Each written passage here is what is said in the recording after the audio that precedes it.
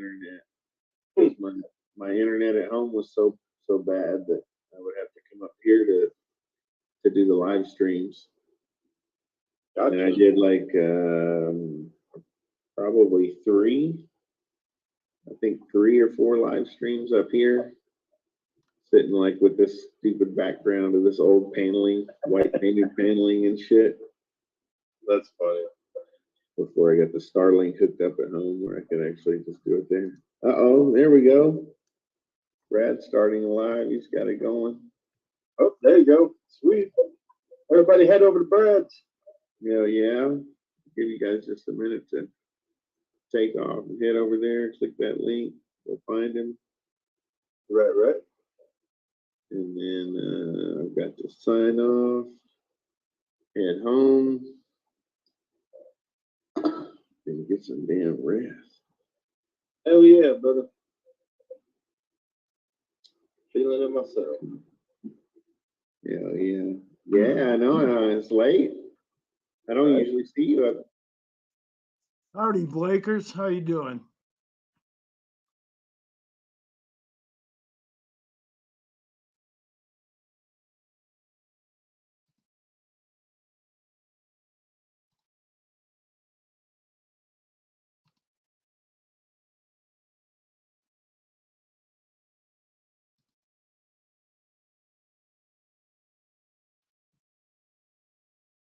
Ledka just ended his, or he's ending it right now. So I figured I'd start when Derek was supposed to. But we think he fell asleep. So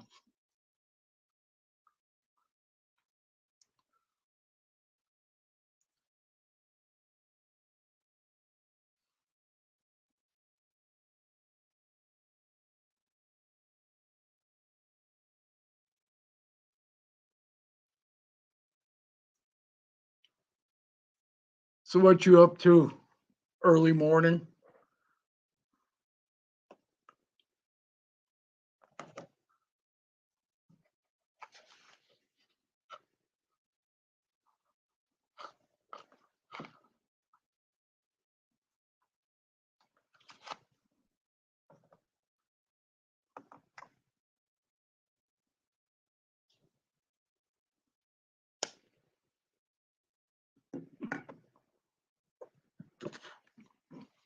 Ah, shit, that sucks.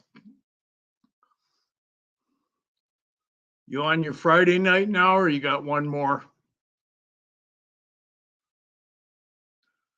Nice.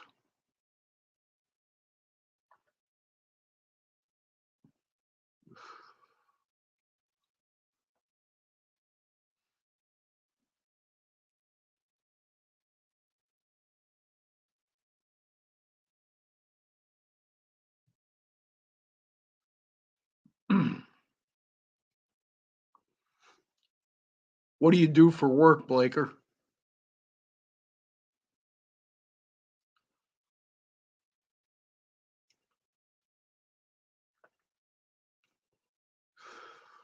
Oh, nice. Cool. I know when I used to work graveyards, Thursday was our Friday, so.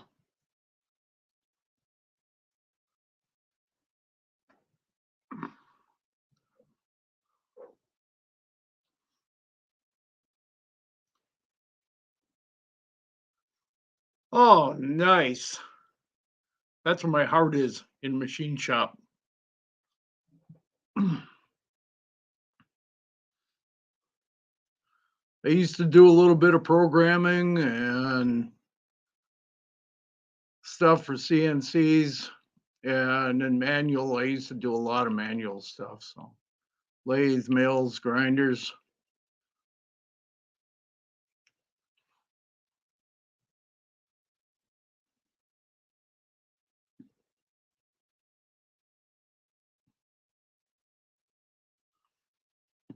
Oh, nice. I used to work in a fab shop. That was the last place I worked. We used to build compressor plants for oil and gas.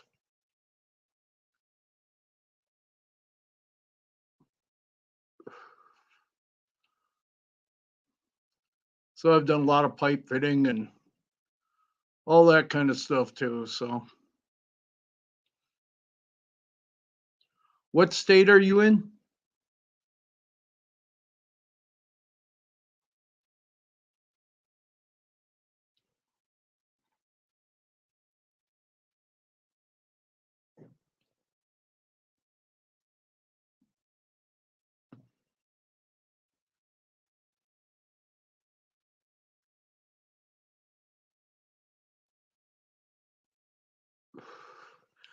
Texas.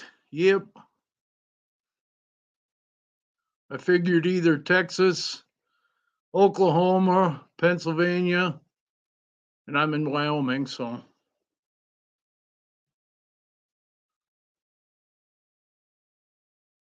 everything around here is oil and gas. They shut the coal mines down, so we don't have those anymore. I think they got a skeleton crew up at up by Gillette there at the coal mine up there.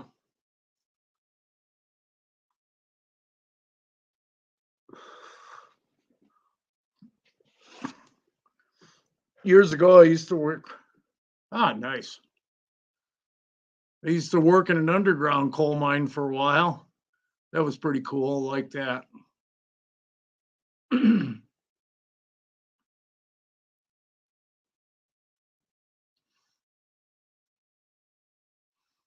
Yeah, I'm about 10 miles outside of Casper.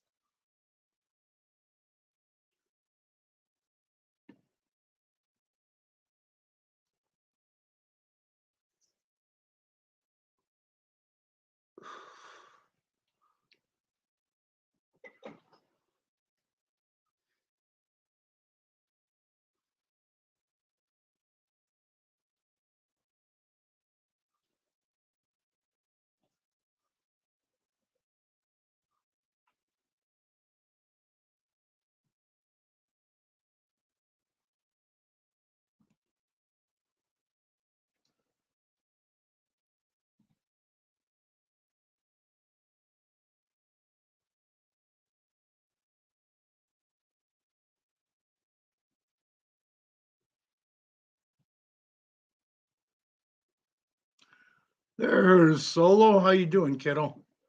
Oh, Zach, welcome. Thank you. Everybody, welcome and thank you. I think Ledka said he was going to jump on when he got home.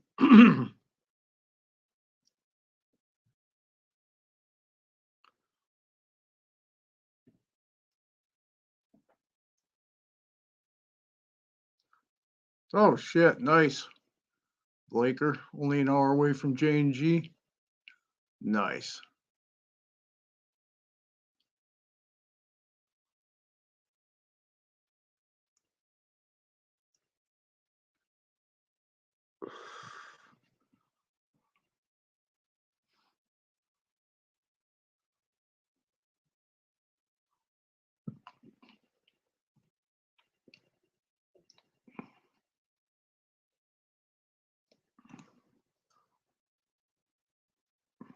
If anybody wants to jump on, feel free.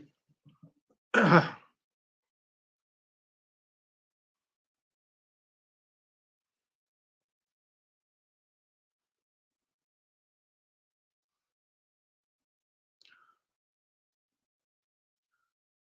are you doing tonight, Jessica?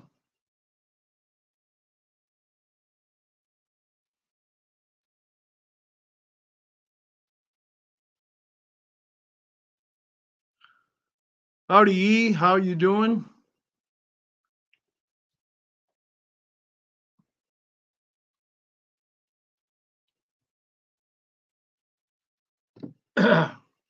Welcome and thank you.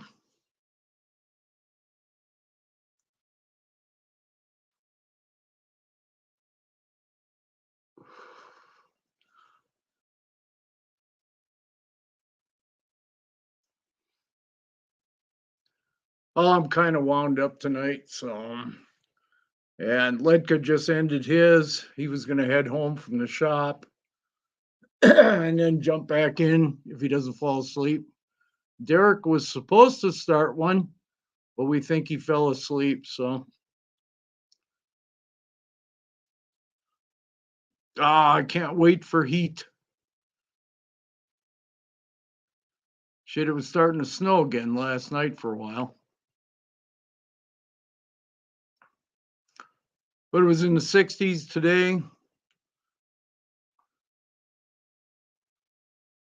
I rid the neighborhood of my first skunk this year, about an hour ago or so.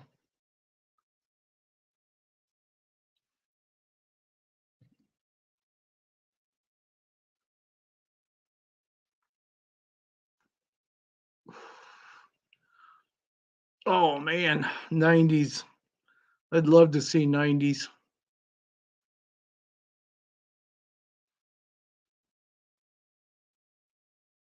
What state are you in, E?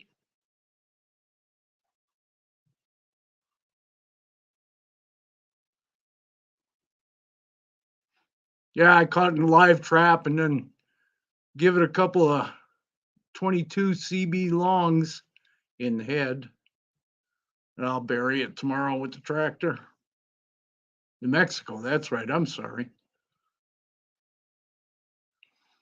Yeah, you're straight south of me.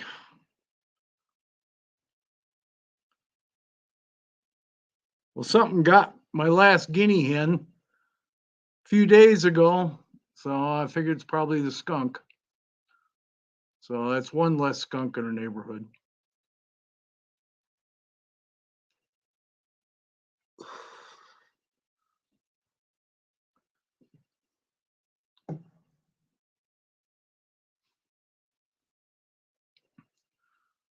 Stinking skunks and coons raise hell around here. Neighbors' chickens and other neighbor down below me next to the river, they get nailed pretty regular down there. So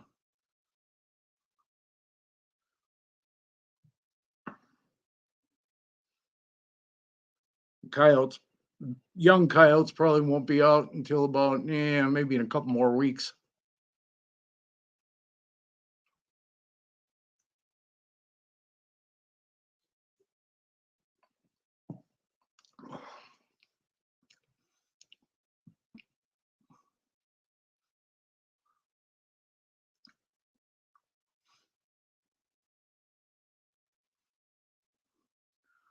I wish I only seen like 5. Years ago back home, I had an animal damage control business, and I spent more time doing that than at my full-time job. I was back in southeast Wisconsin, same town where Whisk Constrictors lives.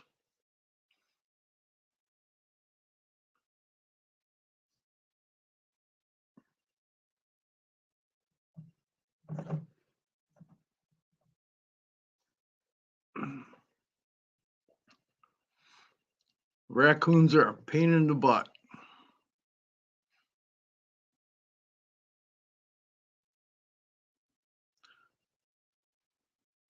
They get in someone's attic and boy, they do a lot of damage.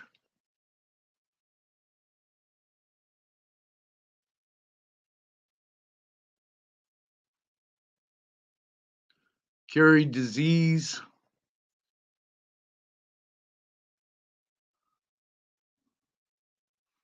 Rabies. Balasascaris. Those are the 2 big ones that coons had. I just figure every skunk is rabid.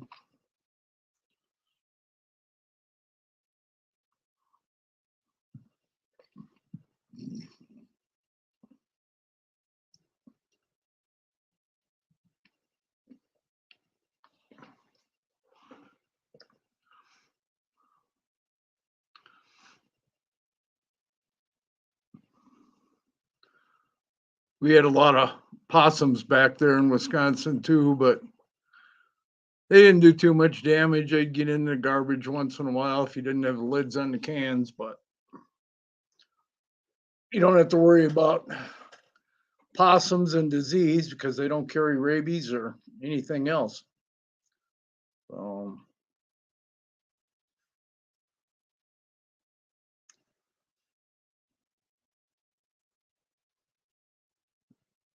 Years ago, nah, probably not.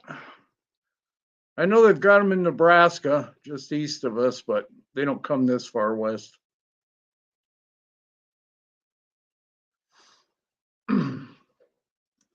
Years ago, when I used to trap a lot back in Wisconsin there, and I was part of the Wisconsin Trappers Association, and we went through a pre-exposure vaccination that was kind of experimental at the time.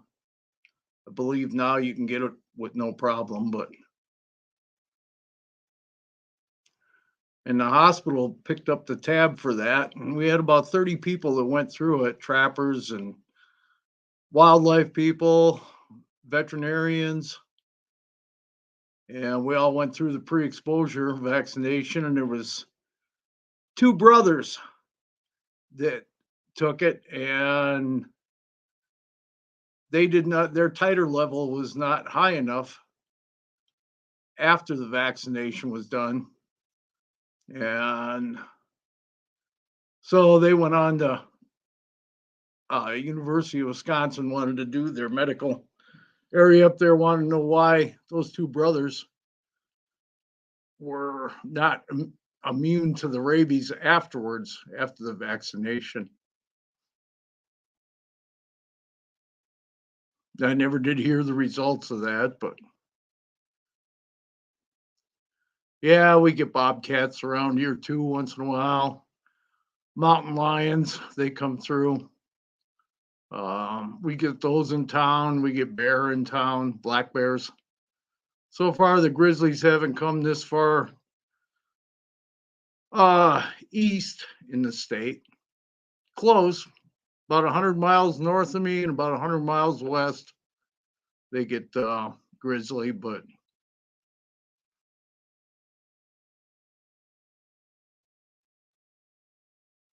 nice, nice.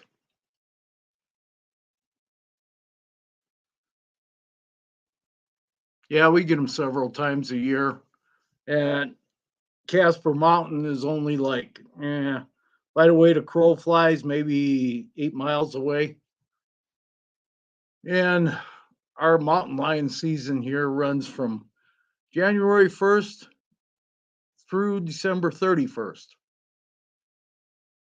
And you just, if you get one lion, you just go and get another license at a reduced cost. You can take as many damn lions as you want here. Oh shit, yeah. Shit, that sucks.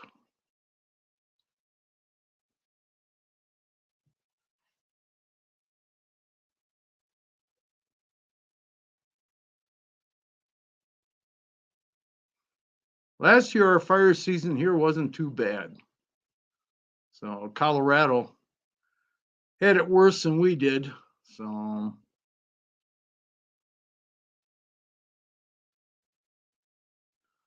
oh yes, I've got 3 Heloderma suspectum cinctums that I bought a few years ago. I was thinking about breeding them this year, but I think I'm going to wait one more year.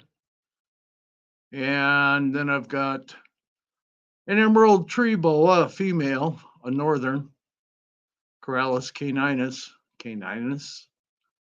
But like to have a basin, but yeah, maybe in a year or two.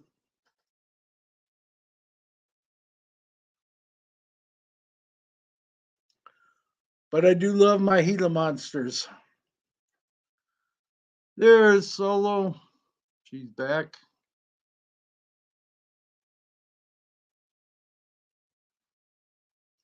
Years ago, Blaker, I kept all kinds of reptiles. Went through my stage for about 10 years of keeping all kinds of stuff. I've kept a lot of venomous, other than the Gila monsters, but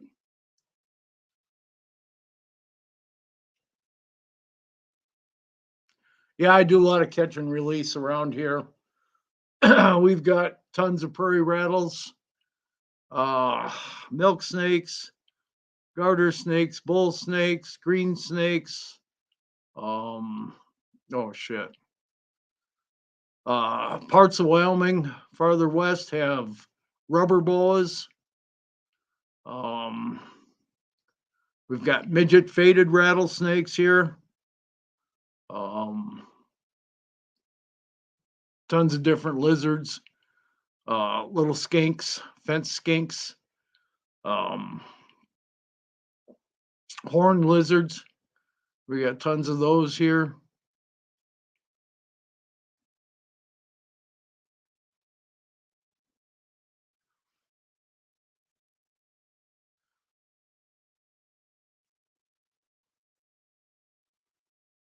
Yeah, if we get some warmer weather here, stays in the 70s for a while and gets into the 80s, I'll start looking around my area out here, outside of town here, and see if I can find some rattlers.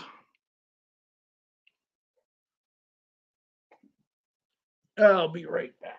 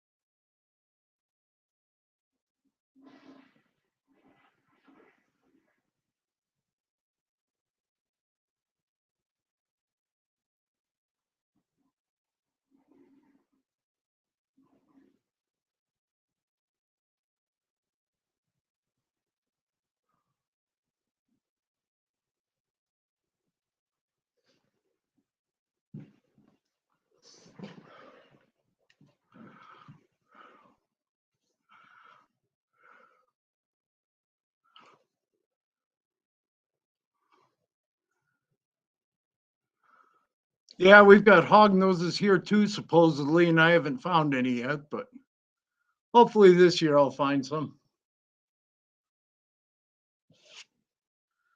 I think hog noses are pretty neat.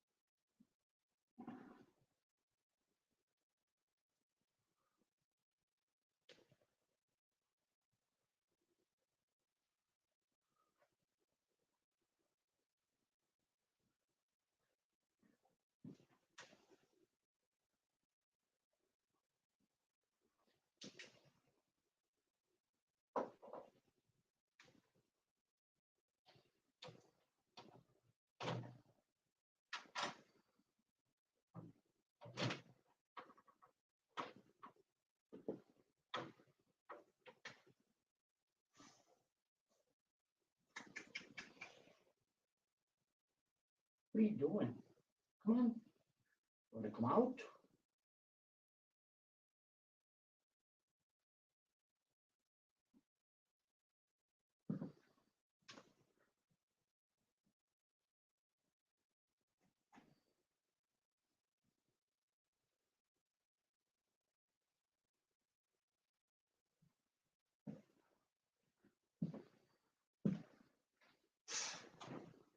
Come on.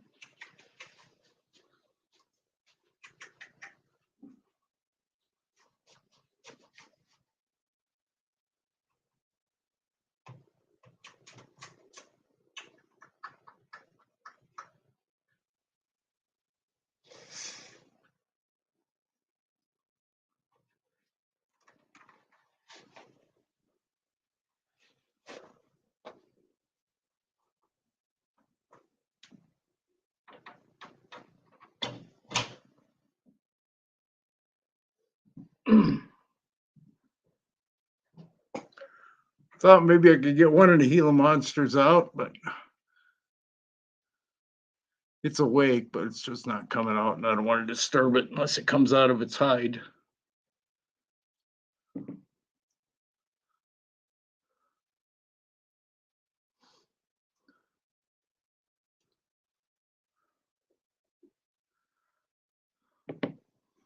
Yeah, I got to start making some content videos of the snakes I find around here.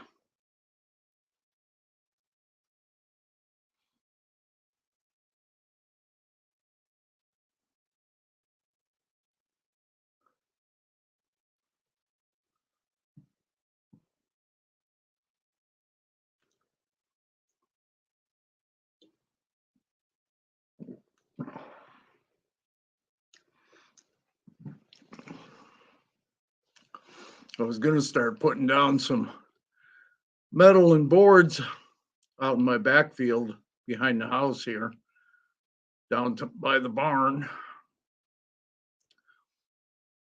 See if I can get a few more to hang out here.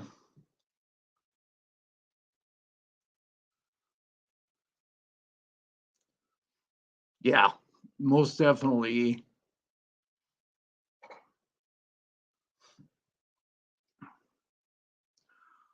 Most of the ones I find around here, I just leave them there.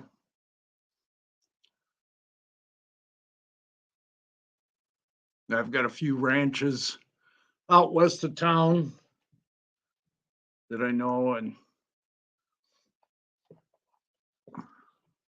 they'll call me up every now and then if I can keep them from killing the damn things.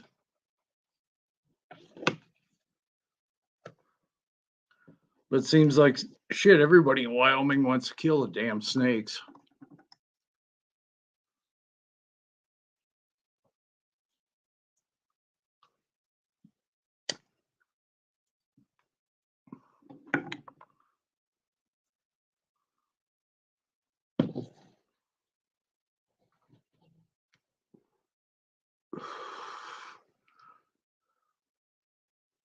Then my goofy ass cat every now and then comes home with a garter snake or a small bull snake.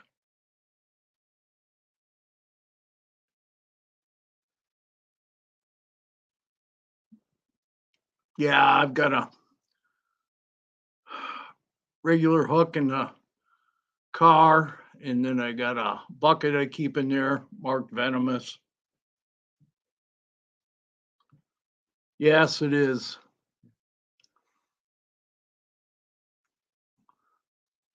Not a lot of people in Wyoming care much for snakes, unfortunately. Convinced most of the neighbors around me, up and down the road here, that they're good to have around. Say if you got a problem with one, just give me a holler. I'll come and get it.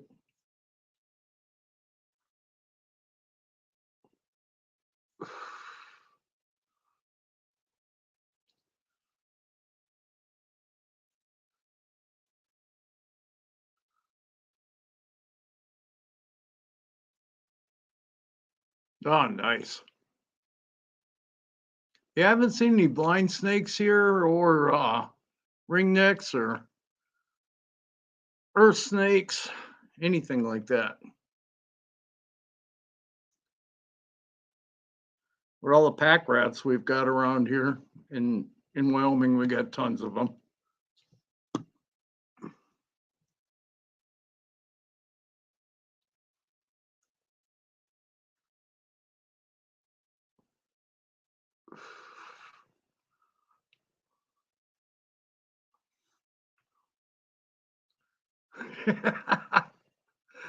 Yeah. Do they eat them or let them go? Solo.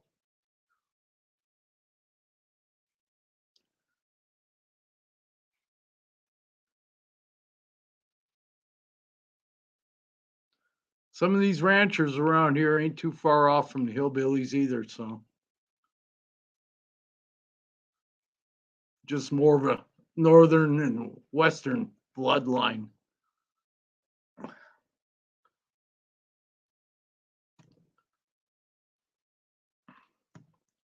And of course, all the guys out in the oil and gas fields, they're scared to death of anything, so anything out there gets killed.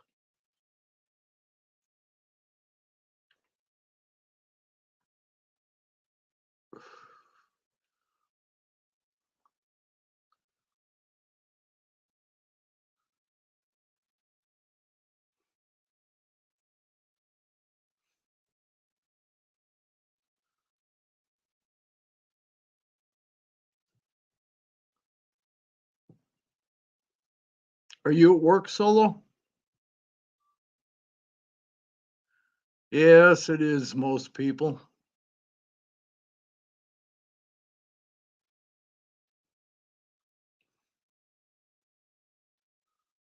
Unfortunately. Years ago, I used to do a lot of educational stuff, but I don't have the animals to do that anymore. So the midget faded rattlesnake I had should have had her for 6 or 7 years. She was great for educational stuff.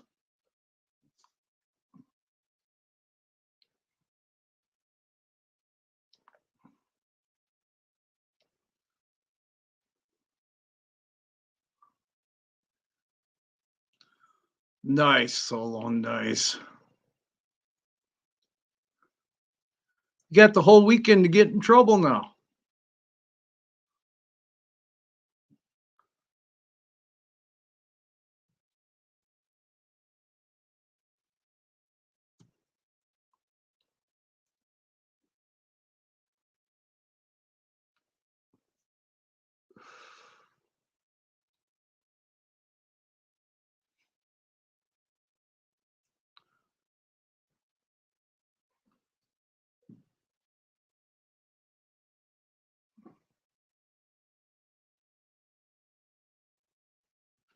Guess my helos all decided to take a nap, so.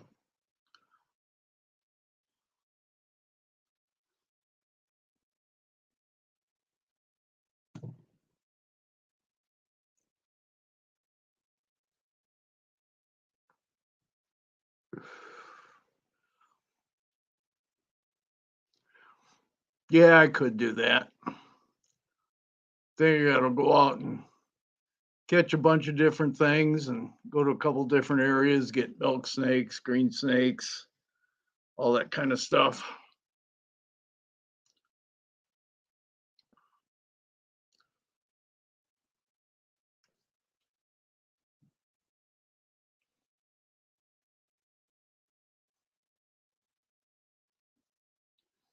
When I was in college, I used to catch prairie rattlers down there in southern Colorado and northern New Mexico.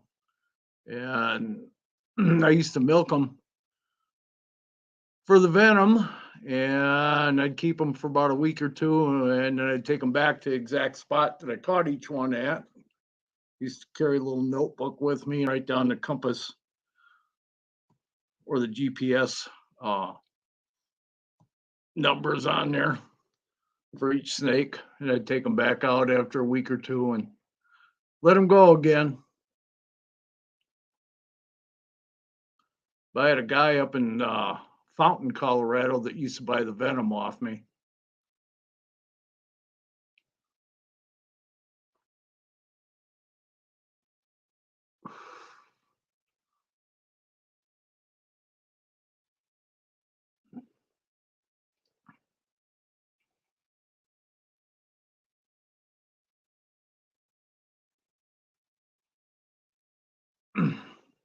I've got a teacher that lives down the road from me. I'm gonna have to talk to her and see how if they'd be interested in doing something like that. But she's a good friend of mine, her and her husband, so.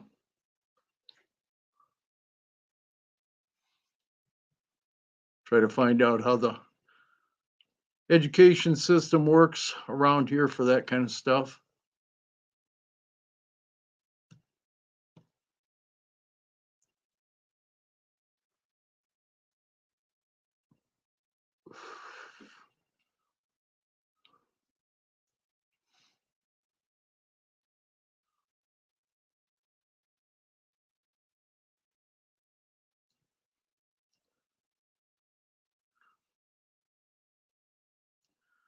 Yeah, I did that for a lot of years, and then I got older and I decided, nah, my reflexes ain't quite as quick.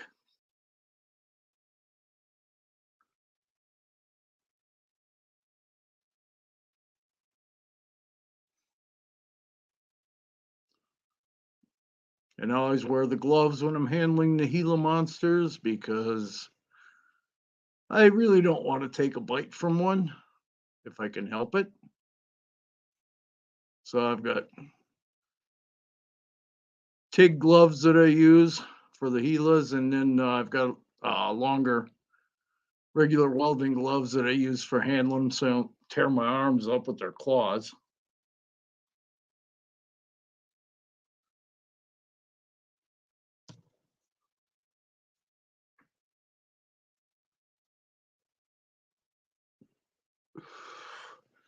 How old are you, E, if you don't mind me asking?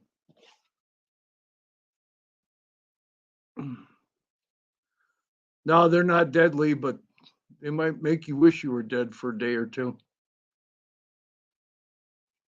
I've heard some people get pretty sick, and other people it doesn't seem to bother them much. So,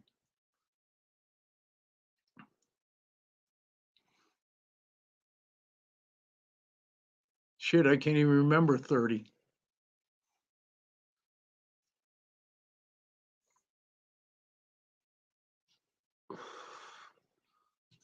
I turned 67 back in February.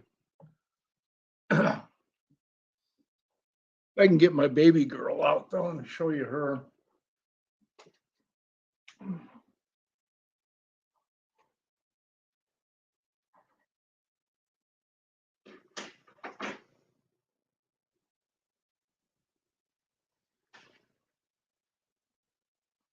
What you doing, baby girl?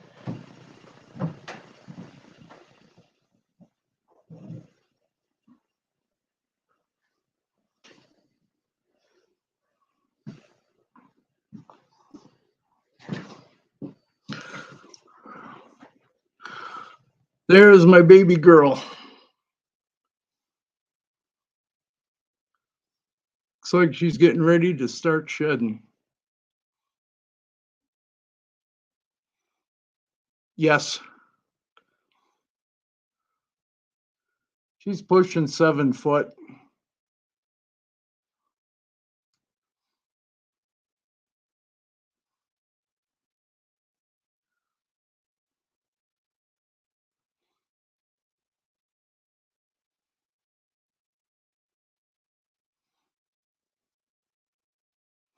Yeah, she's pretty neat. Born emerald. And these are, you can see the skin on her nose there, just getting ready to start.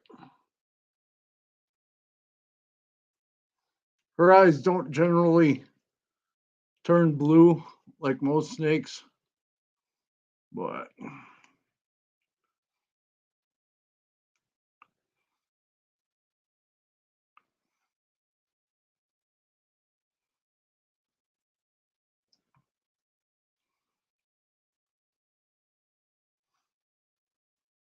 see if she wants to get off this perch.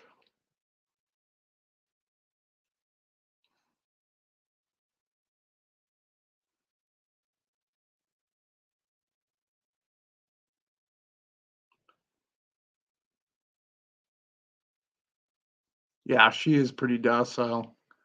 She's only ever bit me once so far. And that was when I Had her at the vet for a checkup, and the vet wanted to do a probe on her, and I didn't have her held high enough on her neck, and she reached around and caught my arm.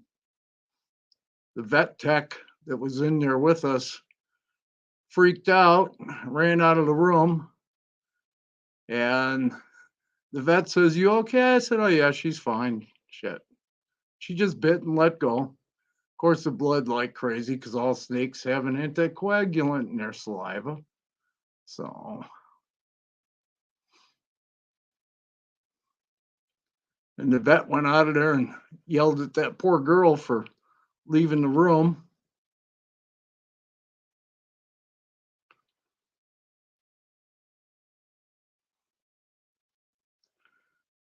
After she sheds, I'll take and feed her again. So,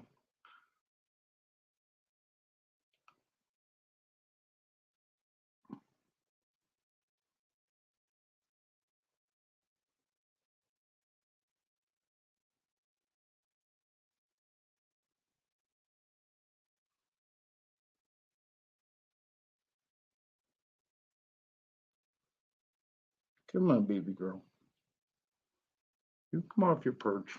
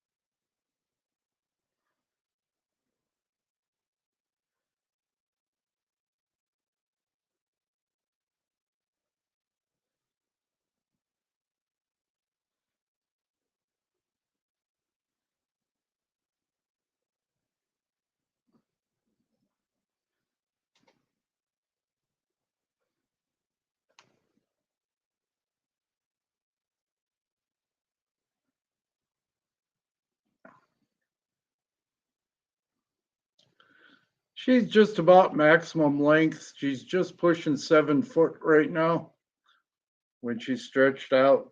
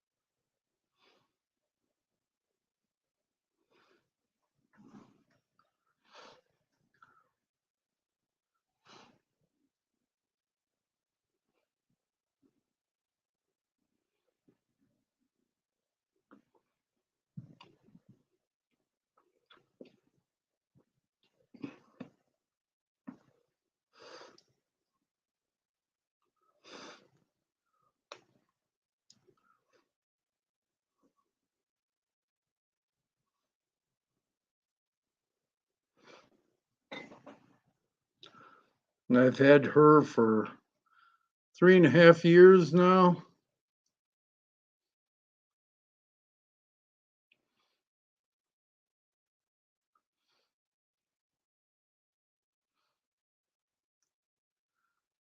And she's just about maximum length.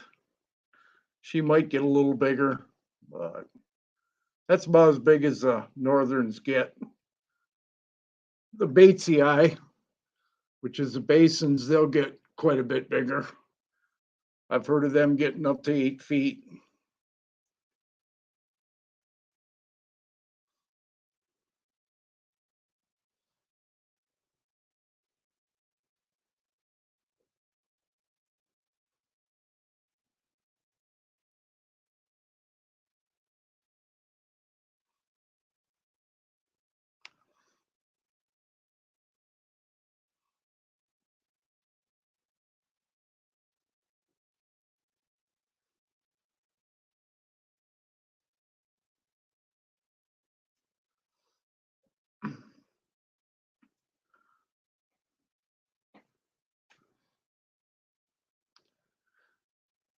And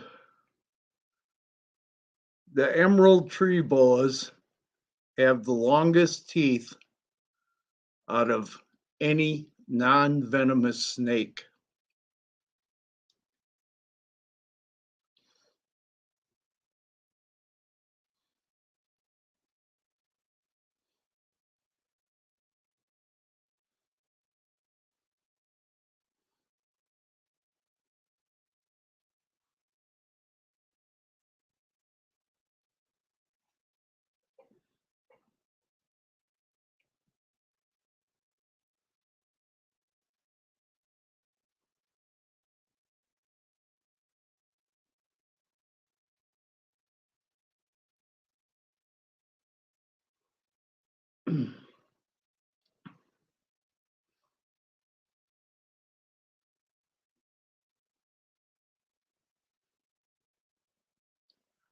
Yeah, she's a boa.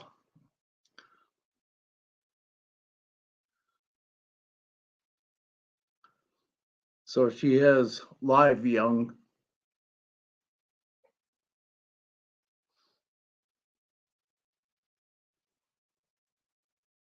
Yeah, most of the bull snakes I see around here are bigger than she is, so.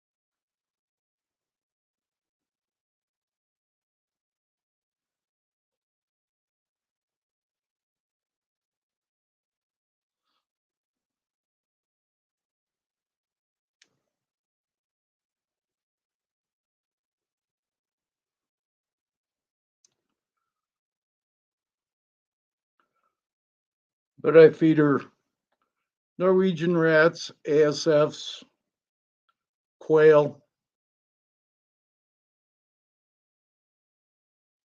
I feed the day old chicks, quail chicks that I hatch out to my Gilas.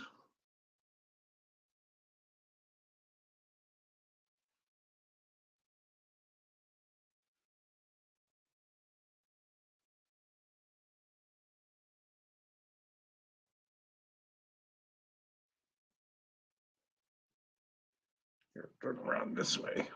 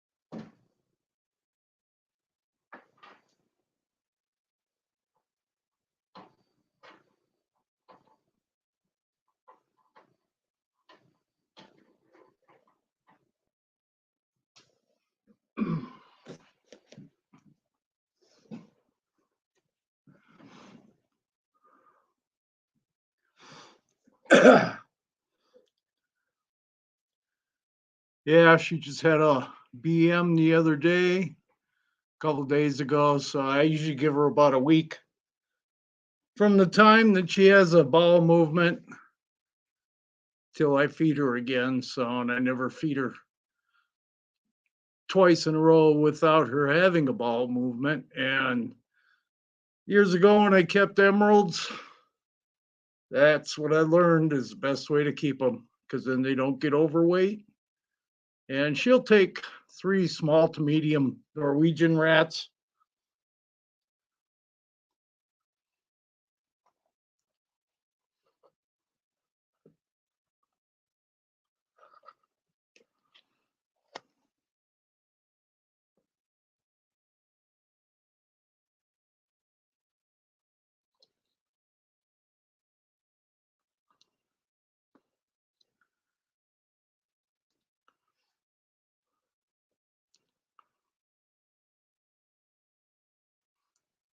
That's okay. Just take your time. I did. My first pet snake was when I was about 3 or 4 years old. We were living in Crystal Lake, Illinois at the time. My dad was mowing the lawn and ran over about a 3 foot garter snake with the lawnmower. Didn't see it in the grass. And it kind of got beat up pretty bad.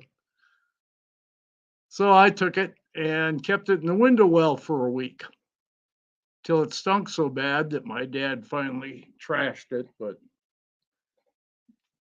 so that was my first pet snake. Been dead for a week.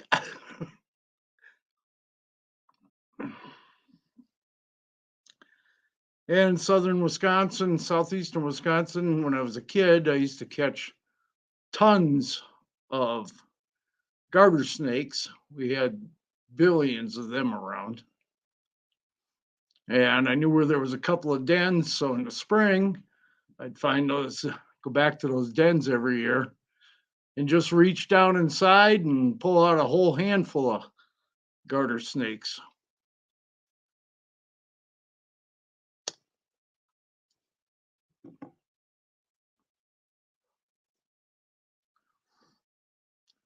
But snakes have always fascinated me.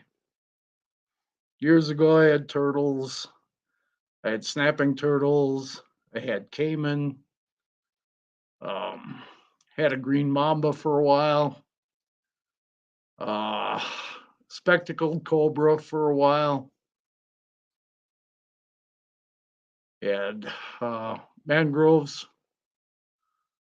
Let's see. God, I had so many years ago. I had yellow anacondas. I had king snakes, milk snakes, Brazilian rainbow boas.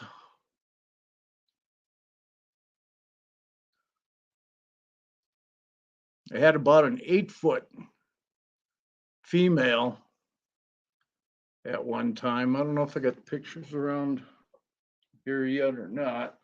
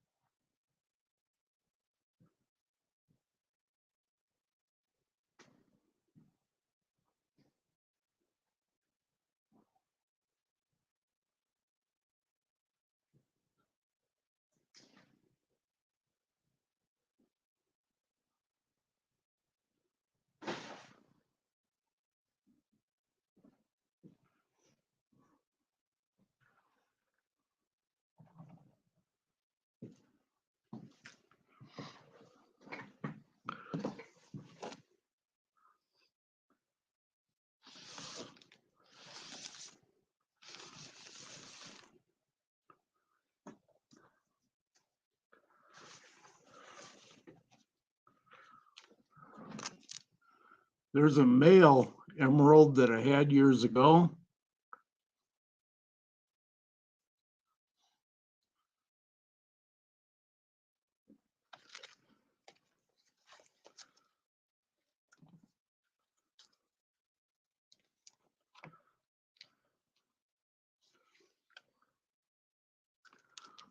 That was my big female Brazilian that I had.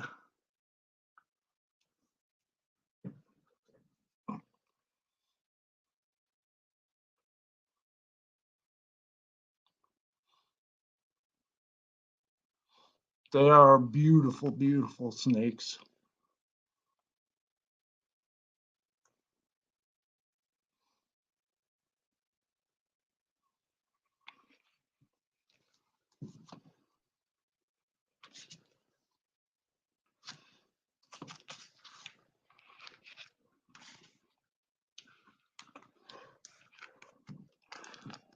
There's a picture of her fairly stretched out, not all the way.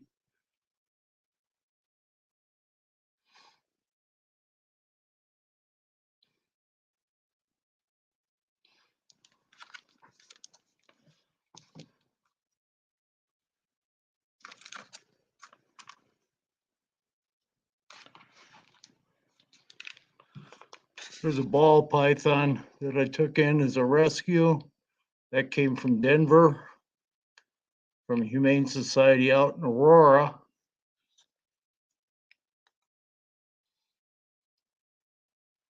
That's my male Brazilian.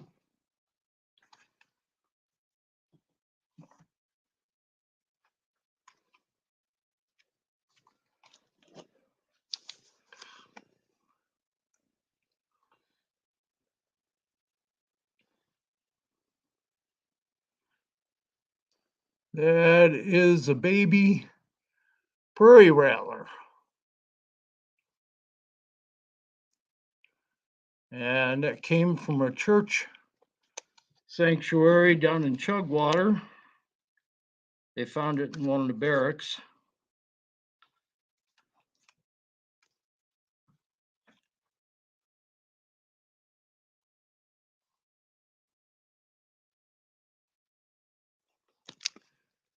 And I don't know where the rest of my pictures are.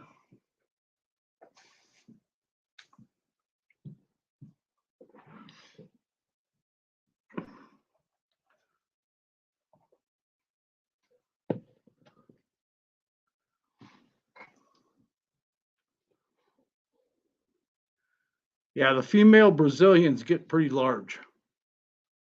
I've heard up to 9 feet, but mine was at 8.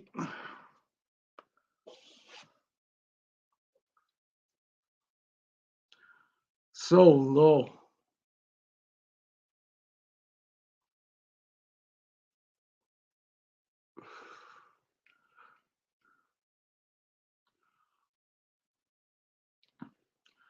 Yeah, I've got a little field guide, Peterson's or something like that, that I carry with me for something that I haven't seen before. I wish I had the pictures of that female midget faded I had, because they are gorgeous for a rattlesnake. Just beautiful, nice sharp patterning. And she was pretty docile too.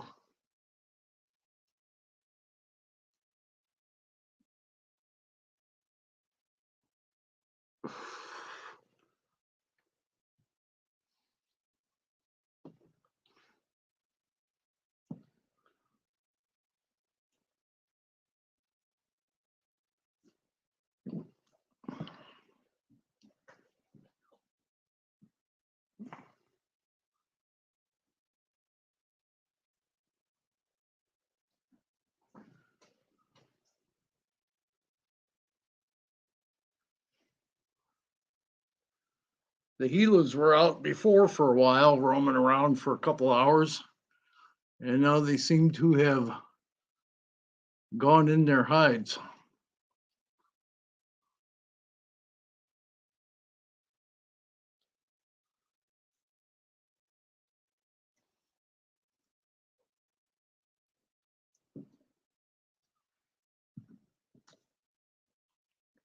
I haven't seen any coach whips up here.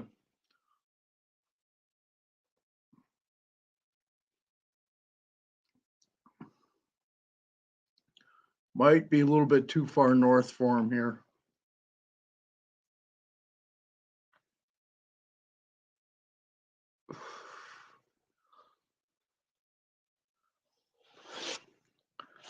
But I think just west of where you're at, there's quite a few different species of rattlesnakes down there.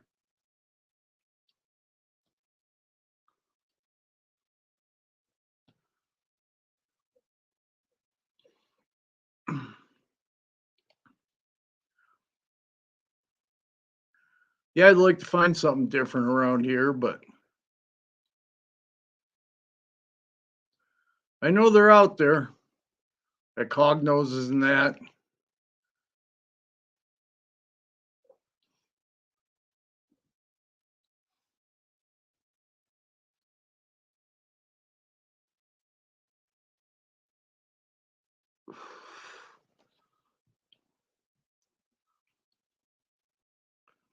Like I say, they claim there are rubber boas here, but I haven't seen any yet. But maybe this year if I can get out a little more, some different areas.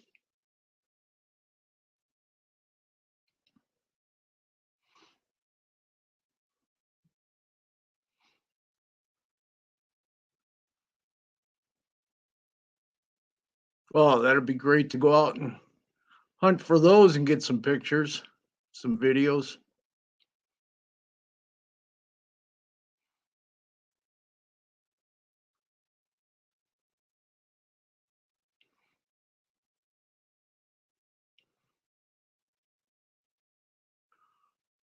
Are you on the eastern side of New Mexico or the western side?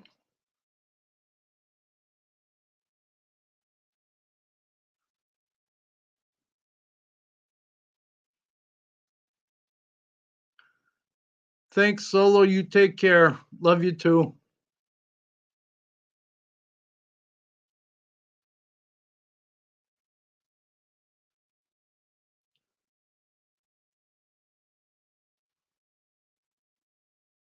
Have fun this weekend. Enjoy your weekend off.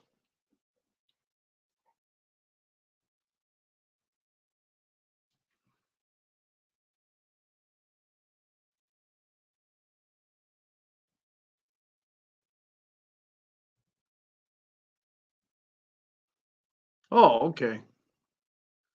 Yeah, you should be able to find quite a few different species down there.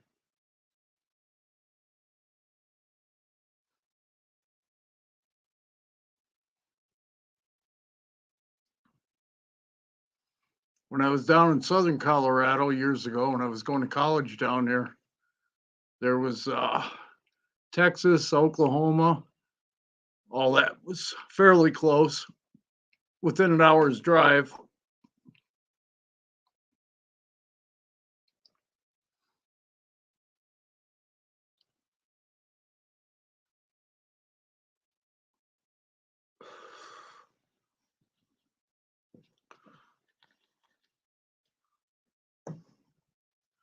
I'm hoping someday that I'll get a chance to go down to Arizona or Washington County, Utah, and try to find some wild Gila monsters. I'd love to see them in the wild.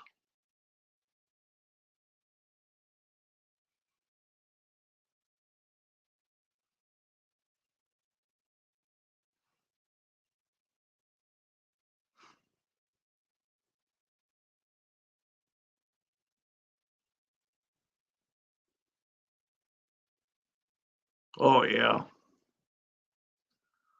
most definitely.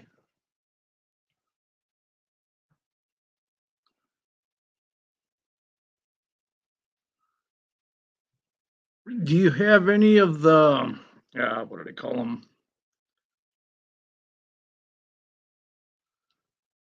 It's like an indigo, but they're not really indigos, but the same family. I think they find them. Oh, I've heard them finding over in southern New Mexico, Arizona, Mexico naturally, but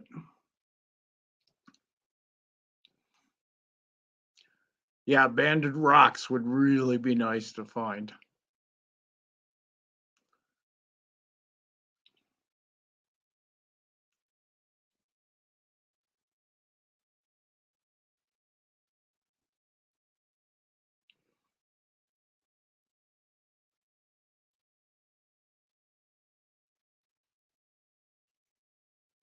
Those Transpecos are gorgeous snakes too.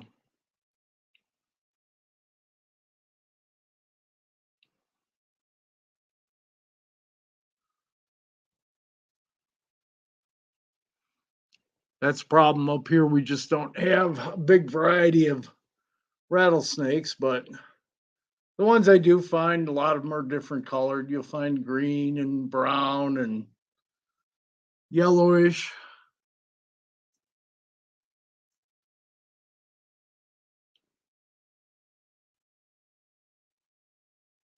Yeah, I think over in the western part of New Mexico, they find them every now and then. I've seen a couple of videos where they did find them.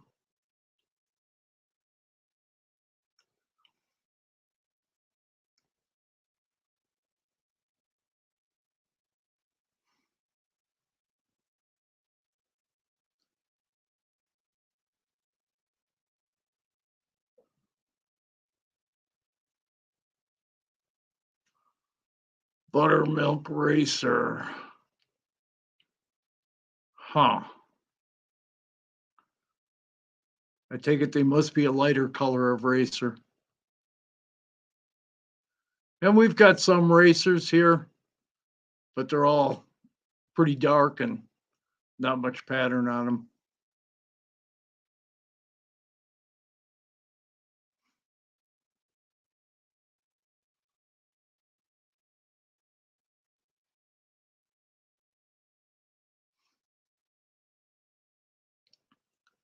And we've got gray banded milk snakes here. And I've seen some around 3 foot, but the majority of them are 1 to 2 feet that I usually find.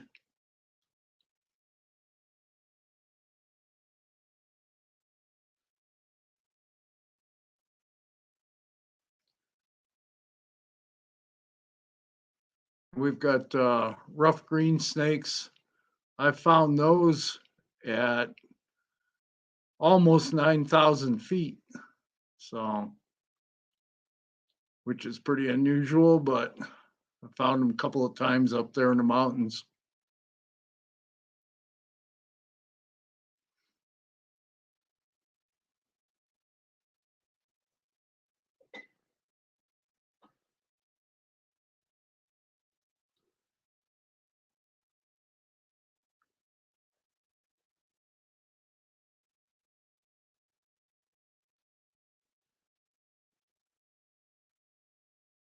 Yeah, I'll have to look up buttermilks and Google them and see what I can find.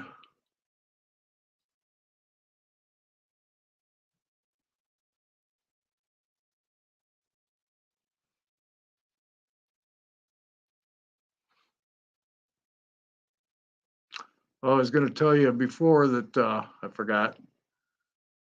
I feed all my stuff frozen thawed, except for quail eggs. I'll give the Gila Monsters quail eggs from time to time, usually a couple times a month.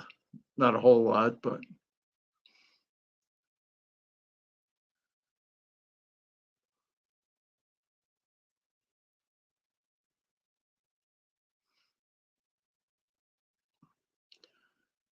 and I'll give my Gila Monsters a basking spot of about 90 during the day. And then they generally cool off to about 75 at night. And my emerald trees, I keep those at about 85 during the day in the upper part of the cage, and it stays about 77 in the bottom of the enclosure. And I use the 3 foot enclosures. 3 foot tall for them. And then her temperatures drop down to about 75 at night. And in the wintertime in brumation, I'll let the upper enclosure get to about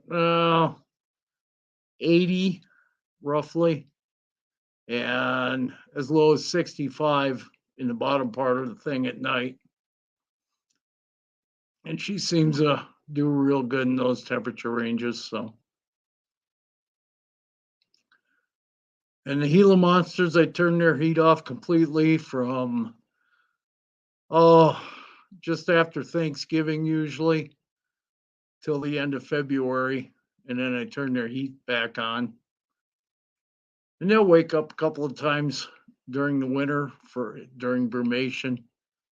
Get a drink of water. I generally don't feed them,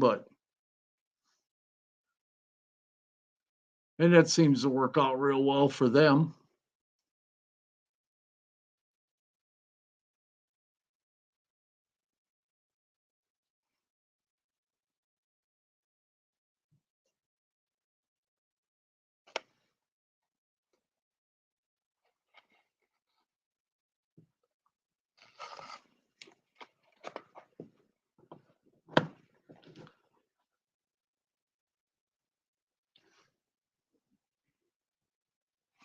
I used to have a friend in college that lived down in Albuquerque, and I go down and visit him once in a while. And he used to tell me about all the tarantulas when they migrate. And we had a few around southern Colorado there, but just not a big fan of the spiders. And I've got tons of wolf spiders around here, black widows, and sun spiders. We got plenty of those in the summer when it's nice and hot.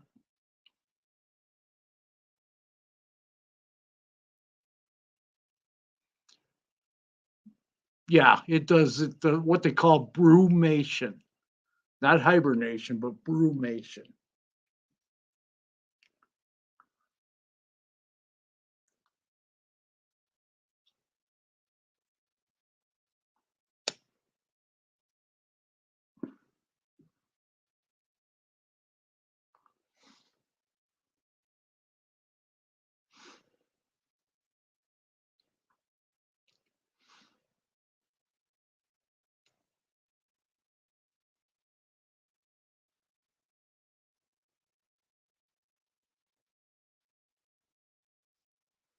Yeah, that's what I've heard. He used to show me pictures of it and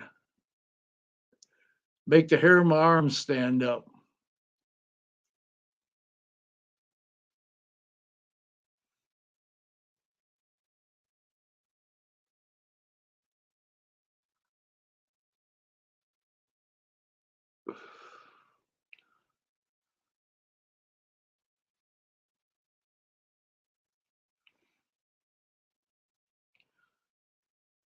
Yeah, he used to, this guy used to keep one in his dorm room all the time.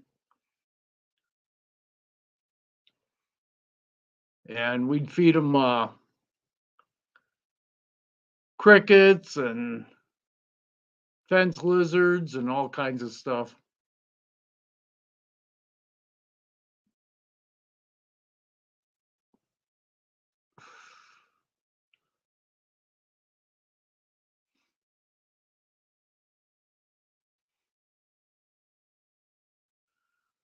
Some of the stuff I've read on the Gila monsters, as far as brumation goes, some people claim you don't need it for breeding, other people claim you do. So I just do it because that's their natural cycle, is brumation in the wintertime, especially in the northern areas like Washington County, Utah. Parts of southeastern California.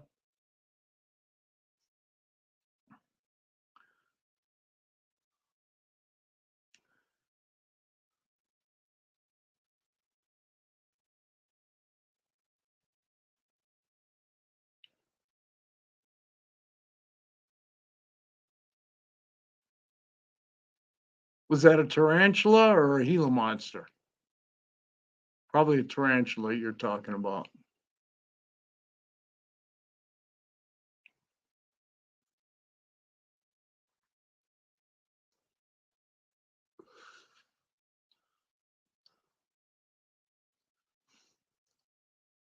Years ago, I used to have a 14-foot Burmese python that she would take a shower with me every day. When I get home from work, I'd let her out of her cage and just open her door on her cage. She had an 8-foot cage. Open the door and just let her slither out, and she would feel the water vibration from the shower and just come climbing in there. And she'd curl up down in the end, and she used to enjoy that.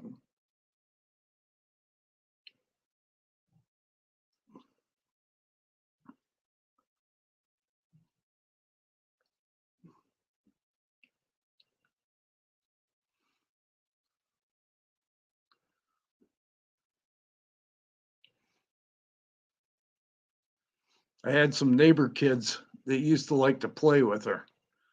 They'd knock on my door, and they were all probably, I think the youngest one was probably 7, up to about 10 years old.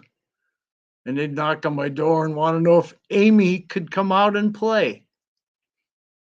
So I said, yeah, give me a couple minutes and I'll let her come out in the front yard. And the kids used to pet her and let her, she'd crawl over the top of them. I stayed with them the whole time, but she never ever bit anybody. So she was pretty docile snake.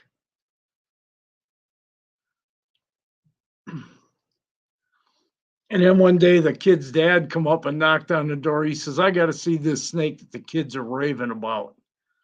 He says, I'm not much on snakes. And I said, well, come on in. I'll show her to you. And he came in and he about jumped out the front door. He says, holy shit, that thing is huge. I said, yeah, she stretches just about all the way across the living room. So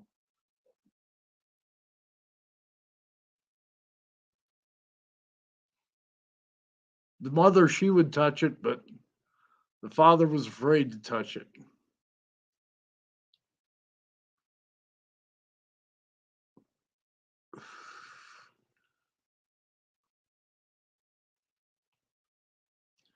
Yeah, majority of people in Colorado and Wyoming, they're not much on snakes.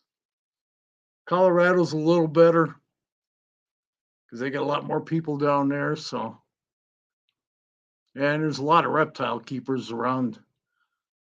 Oh, shit, the Denver area, Denver north and south to Colorado Springs, maybe down to what's that other town down there on I-25?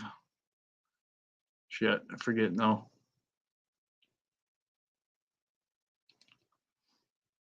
But when I bought my ASFs a year and a half ago, I had to drive down to Denver to get them because you couldn't even find rats around here.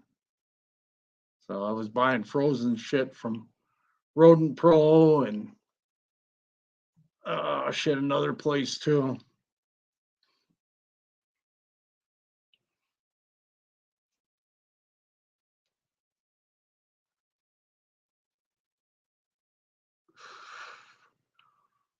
But I pretty much always fed frozen thawed stuff.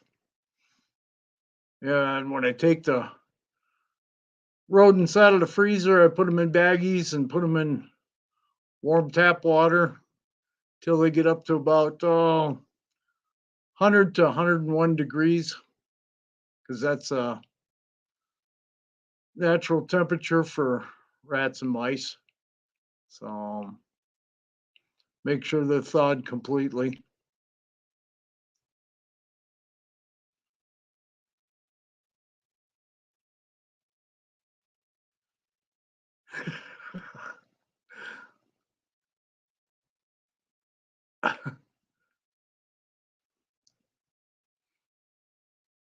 Yeah, I think the cops all around here, would just as soon shoot any rattlesnake they see.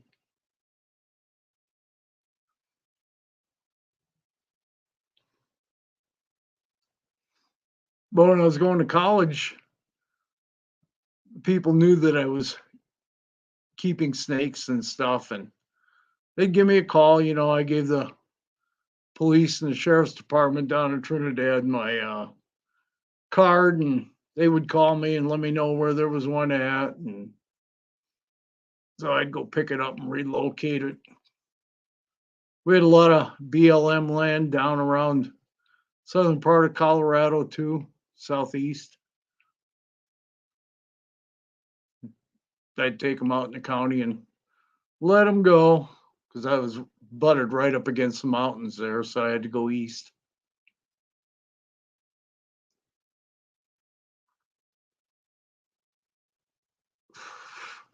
What happened to the snake? It just disappeared?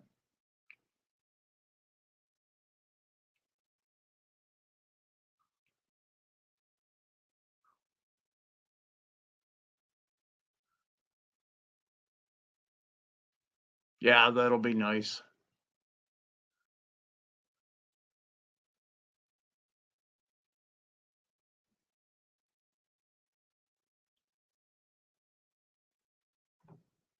It's always good PR when you go and remove a rattlesnake from somebody's property.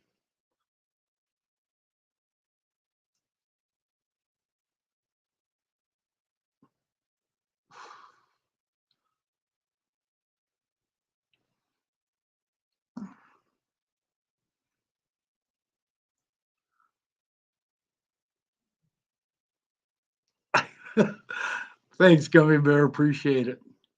Thanks for coming in.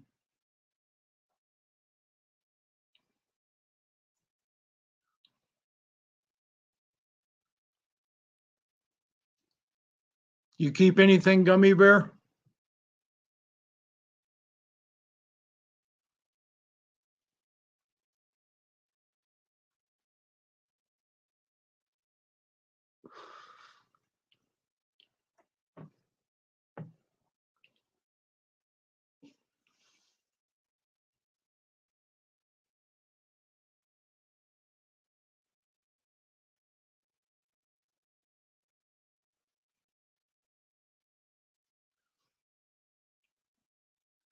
Went back to get the hook in the bucket and then it was gone.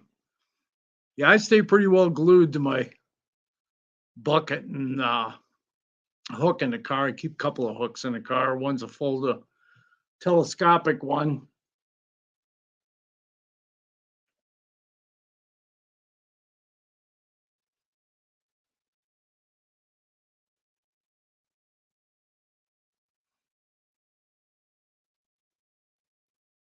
I'm glad she liked that snake, Gummy.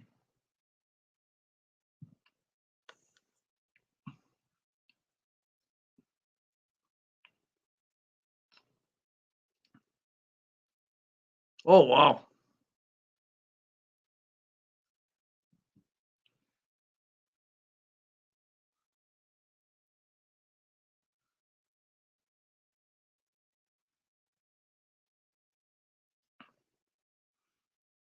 Yeah, there could be, most definitely.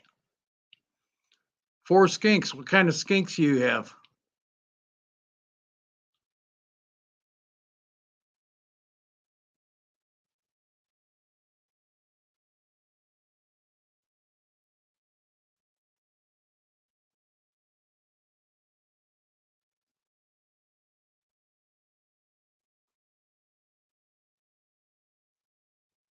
Yeah, I'm sure they found a hole somewhere down underneath that old house where they could den up for the winter.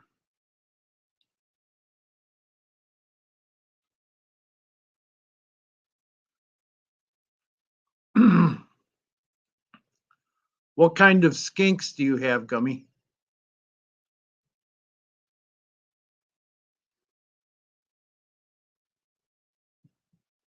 Years ago, I used to have some fire skinks that I bred, and I bred day geckos and leopard geckos.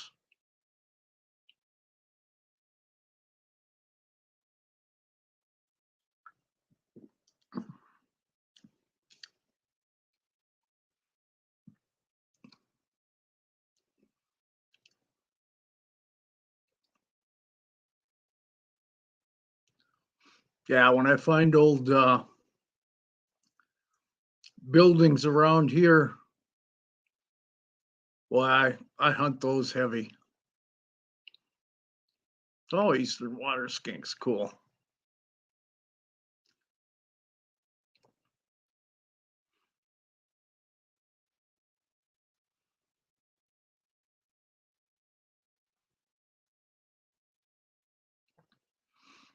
I like the day geckos quite a bit because they're nice neon green, kind of like my emerald tree.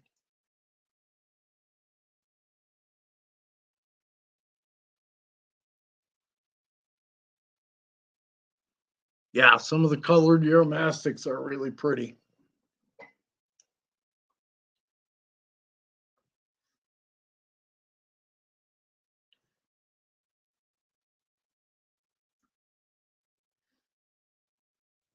One of my friends about a mile away from me bought his son a beardy years ago, and it's pretty good size now. So I think he's had it probably 5 or 6 years.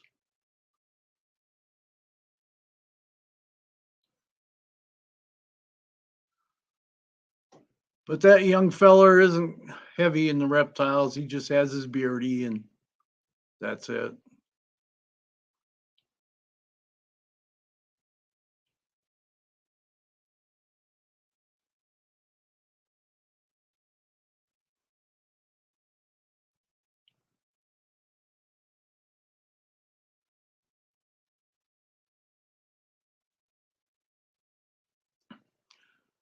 Here in a couple more weeks, sometime maybe in the next week or two, we should have the salamanders. We get a nice warm rain.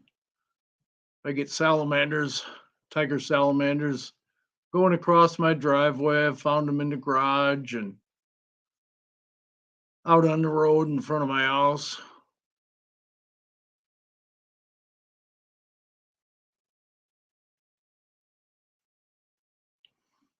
Yeah, the biggest thing with the beardies is they got to have that UVA and UVB light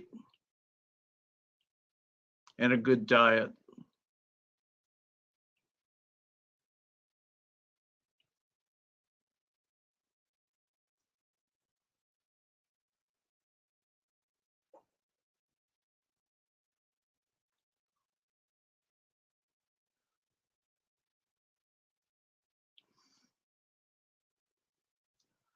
Biggest thing with the snakes is make sure the enclosure is big enough for the snake.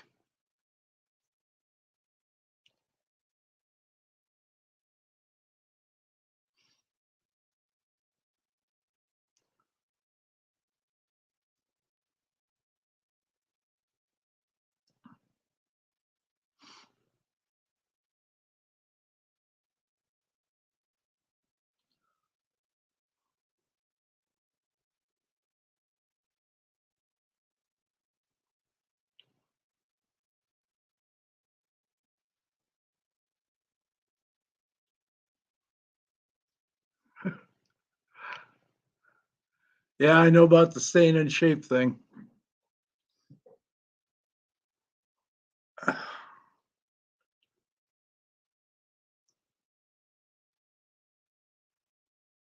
Yeah, we get quite a few salamanders around this area. Of course, I'm only stone's throw away from the North Platte River, so. And there's a few little creeks that run down through here.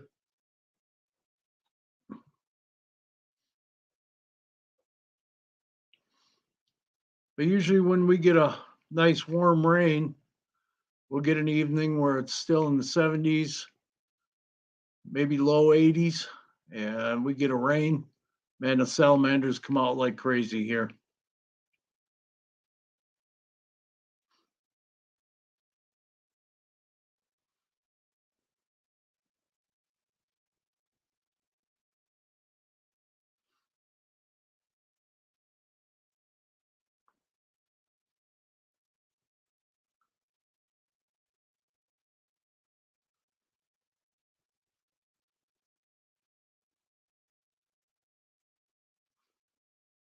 Years ago, when I lived back in Wisconsin, we had snapping turtles all over the place.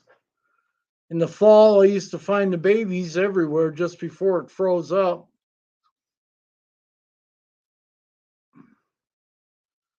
I used to find quite a few when I was trapping muskrats. And those baby snapping turtles would be all over the place.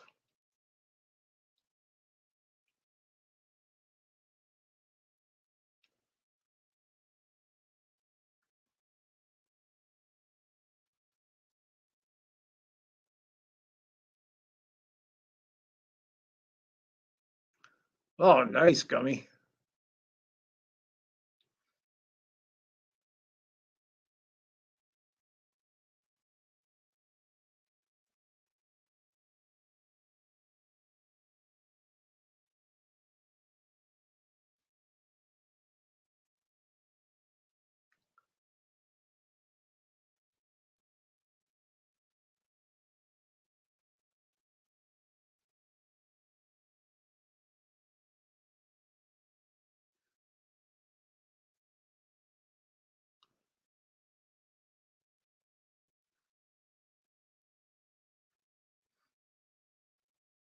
Yeah, I think we get some farther west.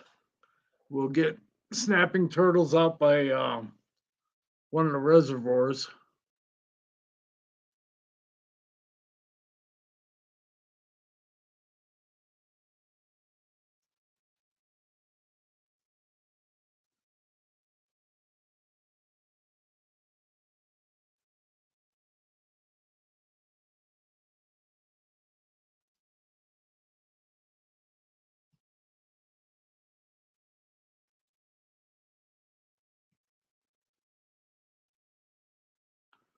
There's the link, Gummy, if you decide you want to jump in. Come up on a live stream if you'd like.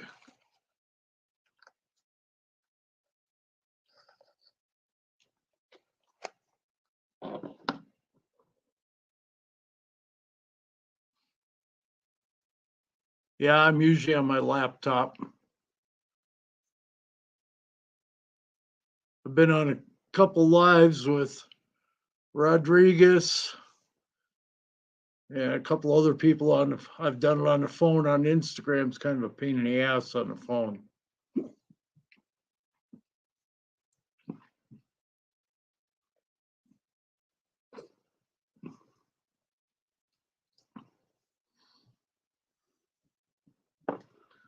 You guys will excuse me for just a moment.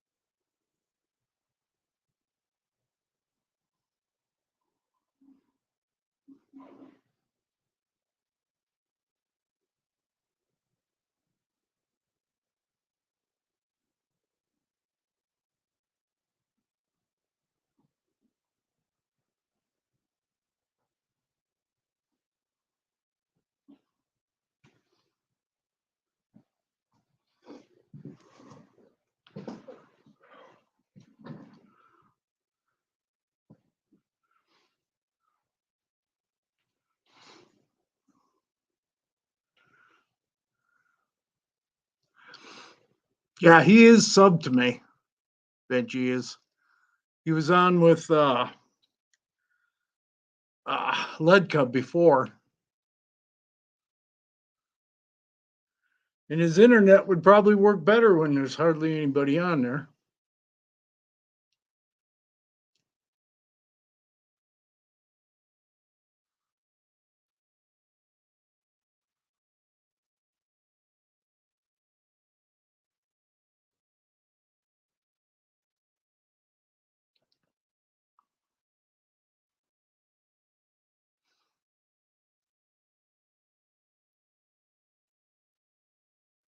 Yeah, Benji's a pretty neat guy.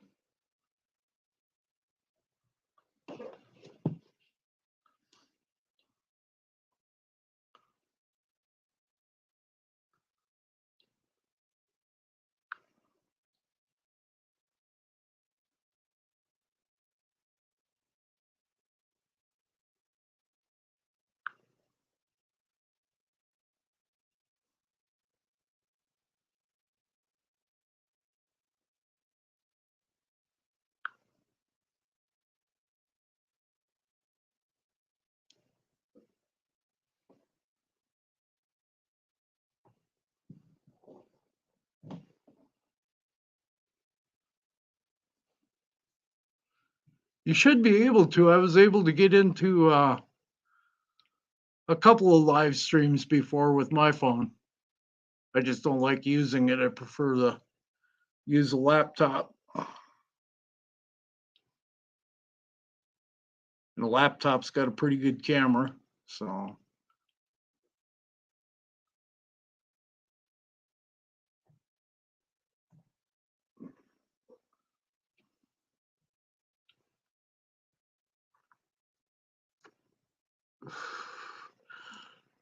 try it and see if you can jump in, E.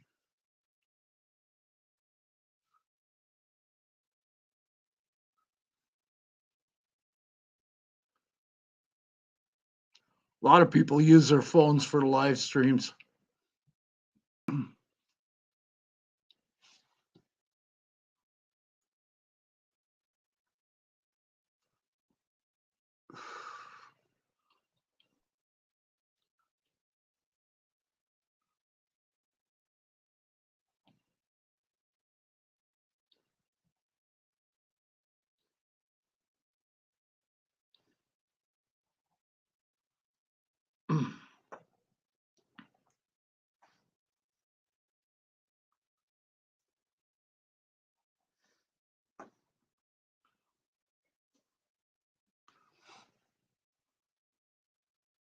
Yeah, when I start making videos this summer, when the weather gets decent and straightens out, I'm going to try my camera, but it's kind of an older Canon.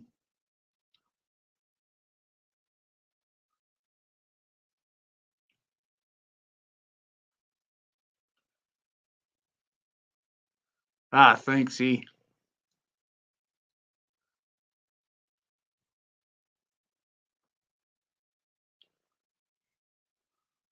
Let me see here.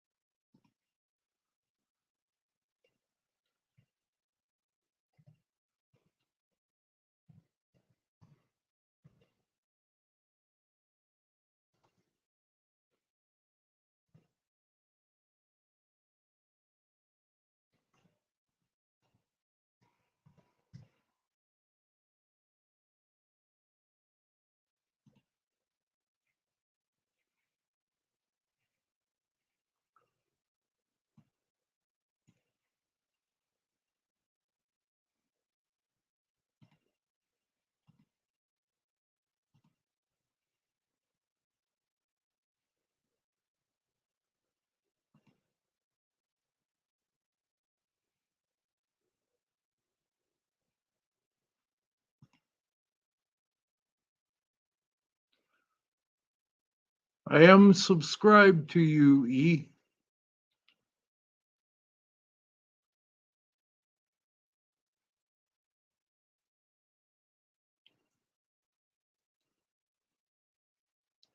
Yeah, I probably won't stay on too much longer.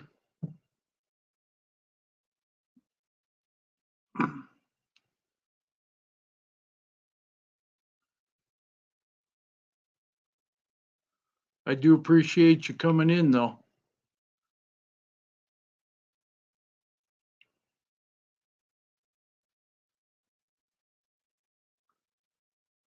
I usually do lives after everybody else. Sometimes I do live with Sherry Lynn Madcat.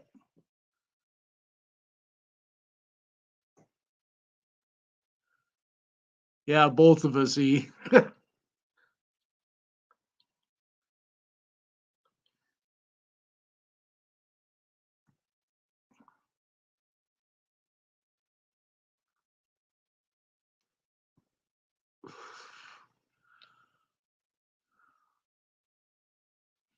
I took some of the quail eggs that I had earlier and put them in the incubator, and all I got was one to hatch, and it was kind of deformed, so I just fed it off to the Gila.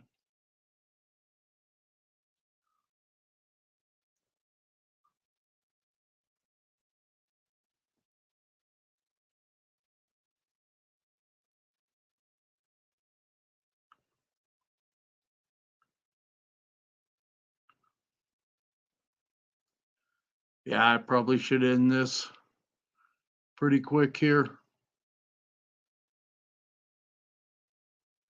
I do appreciate everybody coming in. Those that showed up tonight, Gummy, E-Reptile, Lakers, Solo. So I do appreciate everybody coming in.